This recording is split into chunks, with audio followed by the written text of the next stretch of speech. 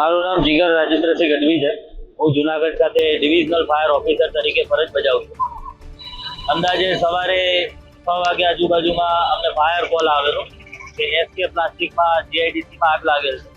તો તરત અમારી ફાયરની જે ટીમ છે એ ઘટના સ્થળે પહોંચી ગઈ હતી અને અંદાજિત 8 થી 9 ગાડીઓ આવીને અને ધોરાજી ફાયર સ્ટેશનની મદદ લઈને 1 લાખ લીટર આજુબાજુ પાણીનો વપરાશ કરીને અમે આગ ઉપર કંટ્રોલ મેળવી.